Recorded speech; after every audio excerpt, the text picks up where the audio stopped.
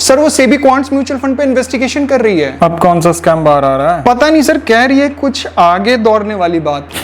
Front training कहते हैं उसे। हाँ वही पोटैटो पोटैटो, पर सर मैं समझा नहीं। देखो, म्यूचुअल फंड एक लार्ज इंस्टीट्यूशन है और जब भी वो कोई स्टॉक सेलेक्ट करती है अपने इन्वेस्टमेंट पोर्टफोलियो के लिए तो वो उसे बहुत बड़े अमाउंट में बाय करती है। अब म्यूचुअल फंड किस स्टॉक को कितना बाय करेगी, किस दिन बाय करेगी, कितने क्वांटिटी में बाय करेगी, इसकी सारी इंफॉर्मेशन फंड मैनेजर और कुछ हायर एग्जीक्यूटिव्स को पहले पता होती है।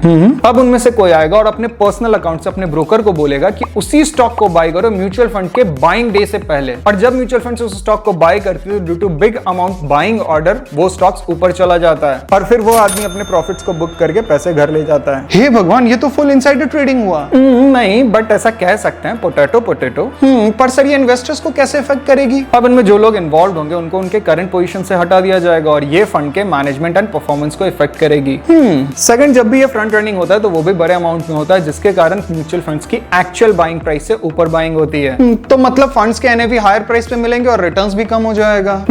और जो लोग एग्जिस्टिंग होल्डर्स हैं उनका क्या?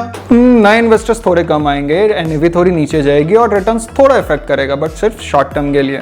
पर सर जब ये पता है कि सेबी इन्वेस्टिगेशन करेगी तो ये लोग स्कैम्स क्यों करते हैं फिर? 3 साल में क्वांट म्यूचुअल फंड की एसेट 250 करोड़ से 90,000 करोड़ पहुंच गई है और इंसान की तो दो ही मजबूरी है, पैसा और पैसे से प्यार। पॉइंट।